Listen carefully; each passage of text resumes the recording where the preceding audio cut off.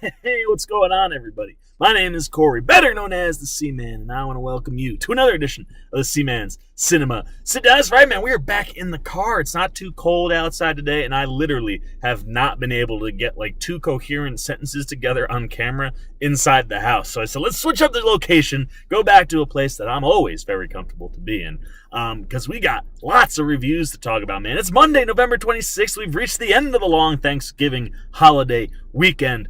I hope you all enjoyed your Thanksgiving and your whole weekend. I certainly know I did, enjoying the time with my family and my friends, and of course my best friend, the movie theater. I spent lots of time there, man. Y'all saw me there Tuesday night for Creed 2, which I thought was an excellent addition to the Rocky universe. But Friday I went and saw my second of four, I think, movies I got to this weekend, and was it a goodie, man. I was super excited for this movie when the first trailer came out around San Diego Comic-Con. I just thought it looked like such a heartwarming, uplifting kind of a story that would fit perfectly right into the holiday season, and it looked like it was going to have two powerhouse performances from two powerhouse actors. And I was not disappointed at all, man. Pull up a chair, take a seat. We're getting ready to dive in spoiler-free on Green Book. Yeah, man, this is a really, really solid movie for those unfamiliar with the story. It chronicles the, unlikely friendship between Italian-American bouncer Tony Lip, who, ends up having, something happened at the Copacabana where he worked in New York, and kind of is laid off for a short period of time. Opens up the opportunity for him to take this driving position, to be the driver for a virtuoso pianist by the name of Dr. Don Shirley. The twist, Dr. Shirley is black, and his tour is going into the Deep South. So ultimately, Tony is really needed to be there to get him from point A to point B, make sure he's always on time, he doesn't miss any shows, and if anything comes up, he's the kind of guy to handle it. And the story, it just delivered everything that I wanted from it. And that's, ultimately starts with the leads, because they really carry the movie. But I'm going to start with Peter Farrelly, who directed the movie. A comedy movie guy, directed Dumb and Dumber was his first one, Something About Mary. It's not necessarily somebody I was like, ooh, this is who we're going to get for Green Book. But I thought Peter Farrelly did a really good job, man. There's maybe not necessarily anything super interesting to the feel of the movie, and it might be kind of textbook as far as the way it's shot and a lot of the camera angles and whatnot. But Farrelly keeps the pace moving. It never really slows down or kind of drags at all. Constantly keeps you interested in what's going on, and utilizes his two leads in a way that they just pull you into this story and you don't want to leave. Even when it's over, you're like, oh man, we already got to the end. And Farrelly does a good job of getting us from point A to point B, much like Tony Lip. And look, say what you want, but they made me believe that Mahershala Ali was a virtuoso pianist, man. I mean, one of the first camera shots we see start on the hands playing the piano and come out to Mahershala Ali playing the piano. Or so it looked. There was actually the guy who helped, Mahershala Ali with the piano lessons is actually the one that is playing the piano. It's not him. But he learned enough to be able to play chords, to be able to play, portions of the music that were easy, and get his hands in the right places so that the actual pianist could make all the music that we're hearing. And that alone should give Farrelly big props, because you literally don't think it's anybody but Mahershala Ali. I came home, I was like, wow, it's so cool, man. The way they started at the beginning, it was like you knew he was playing. So like when you're doing these shots where it's just him and you can't see his hands, they're doing all the work. And then I start reading things and it wasn't him. And that alone should give Farrelly and this editing team big props. And one of the other interesting things, too, that I found in the movie was finding out what the actual Green Book was. And it was a book that was given to Tony Lip by the record label, who's responsible for Shirley. And it basically is like, this is your guide to easy travel as a black person in America. Basically tells you all the places that you can go down south that are blacks or coloreds only.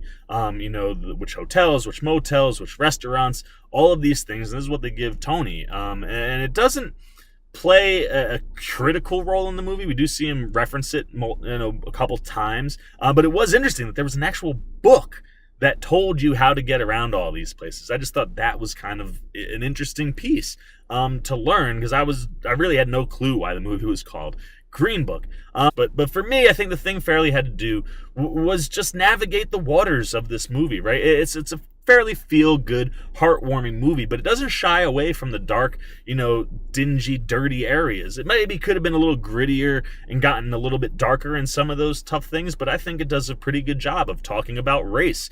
We have really interesting conversations between Tony and Dr. Shirley.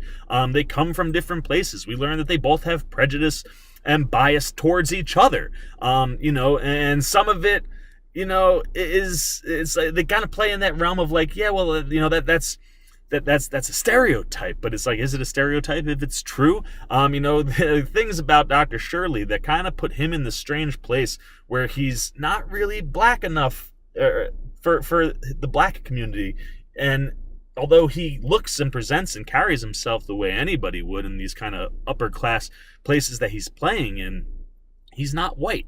And it develops these interesting conversations where, Tony is like, I'm more black than you, man. Like, you got to know your own people. And those conversations are really interesting. And we kind of flow in and out of those in very smooth ways. We dive into some stuff with the police and other prejudice and segregation issues. And I think Fairley does a really good job of just maintaining the story and telling it in a way that it delivers everything that you want it to, and just sets the stage for the two leads, because that's what this movie is ultimately about. Say what you want about the story and the script or the camera work, whatever. We're here for two guys, and these two guys are phenomenal, man. I see noms in both their futures. Viggo Mortensen is absolutely brilliant as Tony Lip, man. From his accent to the way he carries himself and his cadence. I mean, he just makes you laugh, and that's another thing that really helps having Fairley along for a guy who knows comedy, because just the general demeanor of Tony Lip is humorous, and it allows there to be moments where we can break tension with a laugh here or a joke here. I mean, not that they're like scripted jokes, but just the natural wit and humor of Tony Lip, and just the interactions he has with Dr. Shirley.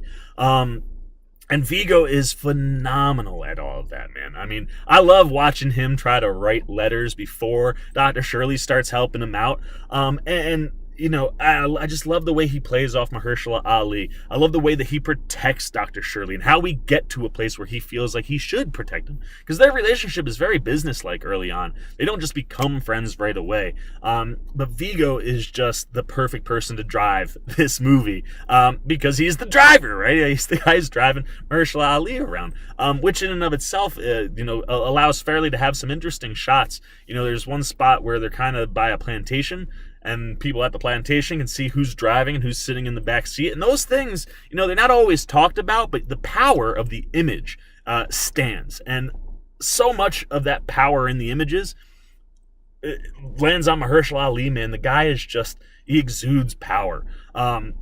And the class and sophistication that he carries himself with is just so perfect for this movie. He really got into virtuoso pianist form to the point where the guy who was teaching him the piano and giving him the lessons said he wanted to be a pianist all the time, the way he stood, the way he walked, and he nails all of that so well. But he does such a good job of internalizing, because there are so many things that we learn about Dr. Shirley that are kept private, and we kind of learn about them as Tony learns about them, and that kind of starts to peel back the layers on the character. And as you do that, it allows the acting to open up for Mahershala Ali, and he's just absolutely brilliant. I just love the two of these guys together, their chemistry, the way they work off each other, the conversations they have. It just works so well, and that's why the movie is so good. They also have a really solid supporting cast, starting with Linda Cardellini, who plays Dolores, Tony's wife. I just love their relationship. We get a lot of them at the beginning, and then a lot of them through letters. But I just thought she was the perfect counter to Viggo. Someone who could be strong and put him in his place, but someone who could also be caring and get the loviness out of Tony. So I really loved her. I loved his whole family. We really get to see the Italian family, and how generations have all lived in the same place, and they have these big dinners, and they're funny, and again, they provide some nice humor and laughs. I also also really dug Dr. Shirley's two other compatriots of his trio. His bandmates are really good. Same thing, fairly quiet most of the movie, but they have couple really, really poignant moments that just all build to things that play really well. And there are big moments in this movie. And really toward the end, when we get to our last stop, there's a decision that has to be made, and there are things being presented that kind of all the things that we've gotten from the characters presented all at once, and the decisions they make are just so what you would expect by the time you get to that point, because you feel like you know these characters. And we get this one scene, I won't spoil it, but there's a scene in a bar, an all-black bar, with Tony Lip and Dr. Shirley. That is wonderful. It's the moment of the movie. It's the thing that you just kind of were waiting for to happen, and it's really what solidifies their friendship, and it just solidifies the end of the movie. And what's cool is their friendship, man. It went past the movie, man. They became best friends, stayed friends all the way up until 2013 when they died a couple weeks apart from each other. And you get to feel all of that because of our leads. They just do such a good job. I hope they both get nominated. I'm pulling for both. I really, really loved their performances, and I really, really enjoyed Green Book a lot. Now it's your turn. Did you enjoy Green Book, man? Hit those comments down below. Let me know what you're thinking. Was it something that you enjoyed? Were you enamored with the performances? Did you think it was just mediocre? Have you not seen it? Did the NC Man entice you? I hope I did, man, because it's a really enjoyable movie. And although it could be a little grittier, it does everything that it needs to. And you walk out, feeling good. Like, I watched a good movie, man. So let me know what you're thinking down below in the comments. As always, if you enjoyed this video, please give me a thumbs up. And if you're new, hit that subscribe and little bell so you get alerts every time I make a new video. For the Seaman's Cinema Sit Down, I am the Seaman, and I am signing off. Peace! Hey, still here, guys. Well, so is the Seaman, and I'm here to remind you that the fun doesn't have to stop. You can keep it going with just a couple clicks of a button. So make sure you check out videos either here or here. And if you're new and haven't done it yet, please hit that subscribe button over here.